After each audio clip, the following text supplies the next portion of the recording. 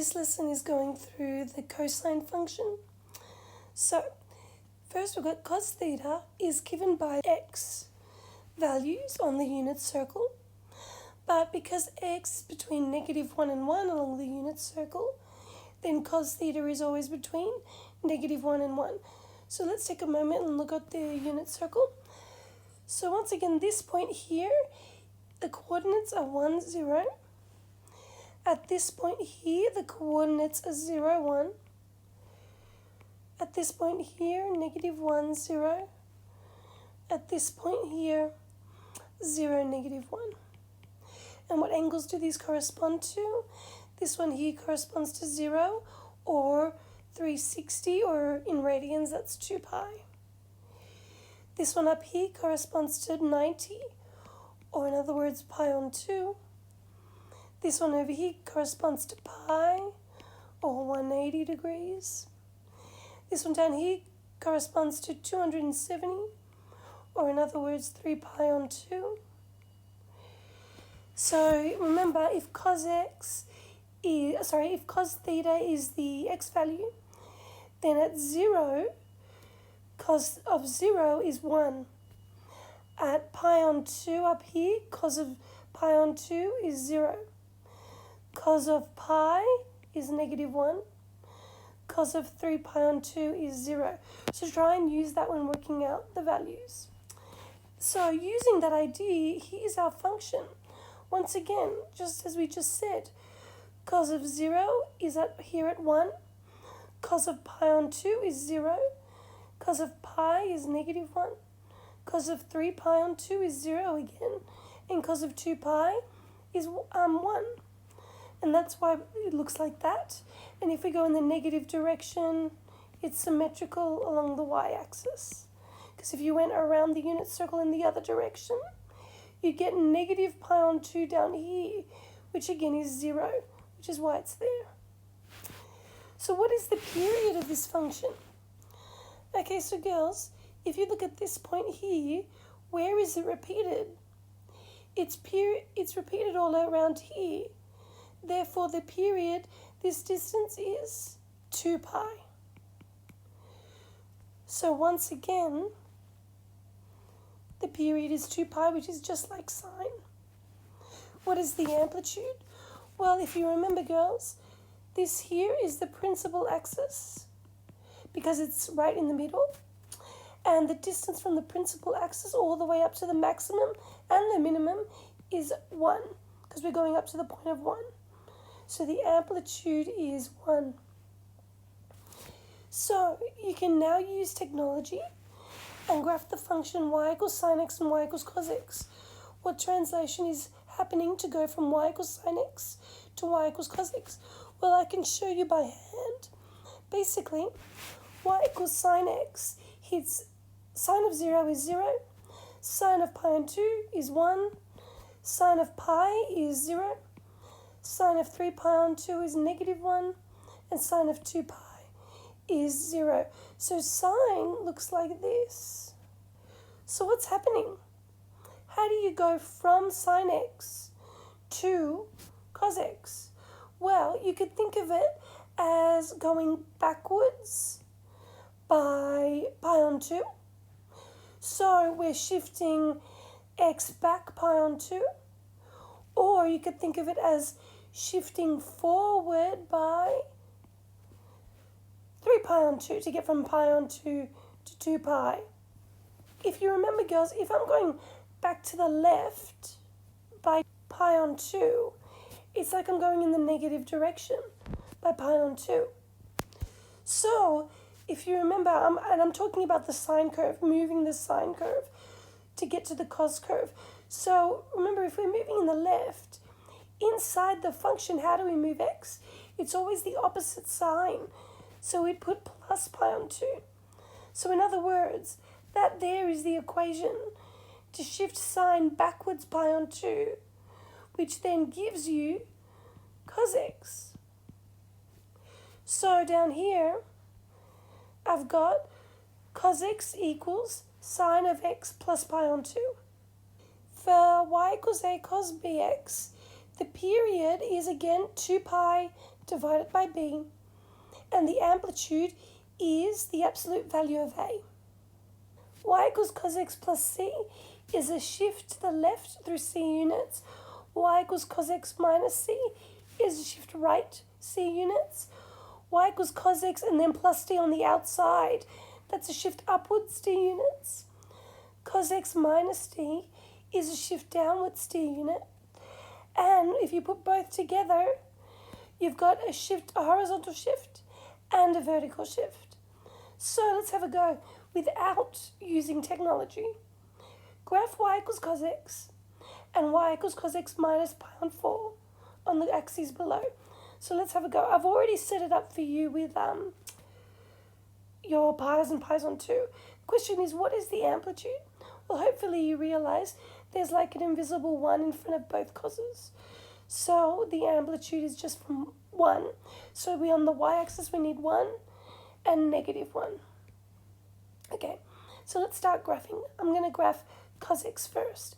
So you can look on the previous page, or try, girls, to use the unit circle and think about the x coordinates of all these points.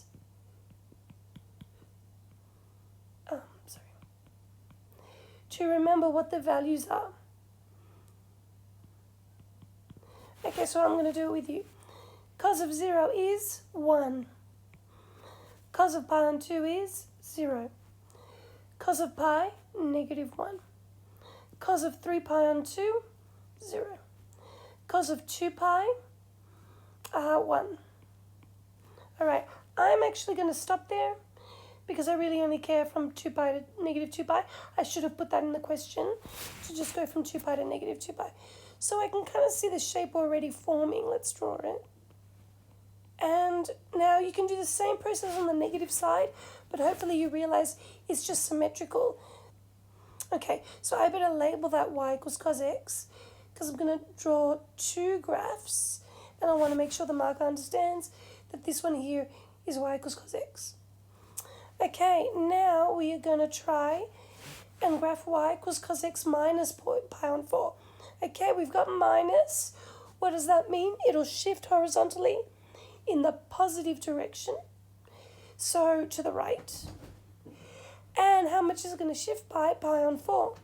Now guys, hopefully you realize pi on 4 is smack in the middle of 0 and pi on 2. So basically for every point, I want to shift to the right halfway, kind of in between the main grid lines that I have. So this point here will shift halfway there. This point will shift to there. This point will shift to there. This point will shift to there. We may as well draw it. This point will shift to there. This point there. This point there. This point there. Okay, so let's draw it. And because if I want to keep going, so I'm not negative 2 pi, we know it's going to go down here. So I could probably draw that. Okay, so let's label the green one y equals cos of x minus pi on 4. So that's how we do that. It says without using technology, we need to graph y equals 3 cos 2x. Now, this is a bit silly. I put from 0 to 2 pi. But since we've got a graph going to negative 2 pi, let's change this. Negative 2 pi, please.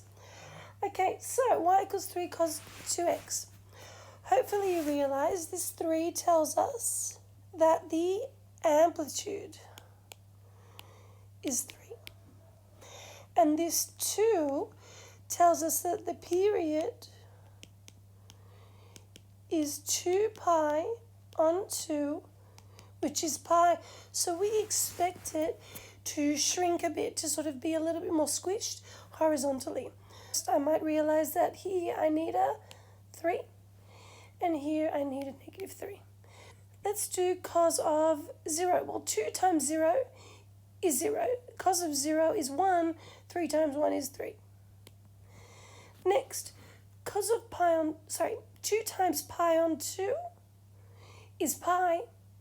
Cos of pi is negative 1. 3 times negative 1 is negative 3. I'm just substituting each x value into my equation. Next, pi. 2 times pi is 2 pi. Cos of 2 pi is 1. 3 times 1 is 3. 3 pi on 2. 2 times 3 pi on 2 is 3 pi. Cos of 3 pi is negative 1. And negative 1 times 3 is 3. 2 pi. 2 times 2 pi is 4 pi.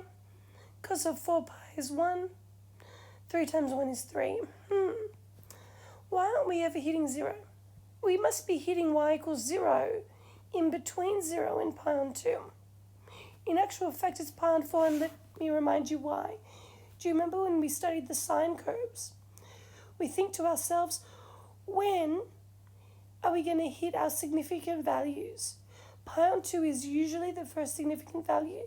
So whatever we did to the period, which is dividing by 2, we also do to pi on 2. So pi on 2 divided by 2 is the same as pi on 2 times a half, which is the same as pi on 4, which is why because I haven't considered the pi on 4, that's why I'm missing the 0.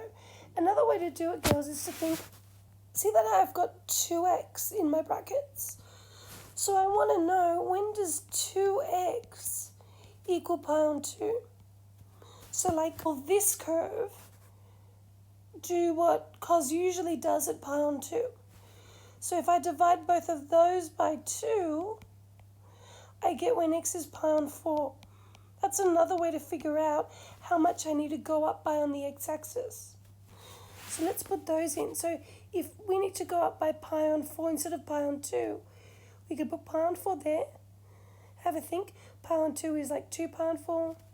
So this one here is 3 pi on 4. Pi is like 4 pi on 4. So the next one is 5 pi on 4. Then 3 pi on 2 is 6 pi on 4. So the next one is 7 pi on 4. Now, what's 2 times pi on 4? Hopefully you realize it's pi on 2. So for the equation y equals 3 cos 2x, so 2x is pi on 2, because I times pi on 4 by 2. Cos of pi on 2 is 0. 3 times 0 is 0. So we are in fact there when at pi on 4. And we're going to be there at 3 pi on 4, 5 pi on 4, and 7 pi on 4. We're at 0. And then we do get something that looks like cos. Because of that too, it's more narrow than the original. So let's just have a look at it compared to this one up here. See how that's much wider? And our black one now is much narrower. Now that's going to be reflected along the y-axis. So I'm hitting this at negative pi on 4, 0 I should say. I'm hitting 0 at negative pi on 4. I'm hitting negative 1 at negative pi on 2, and so forth. You can just copy it. Just do the reflection. And then finish your curve. Of course, there's also vertical shifts, which we learned about when we looked at the sine function.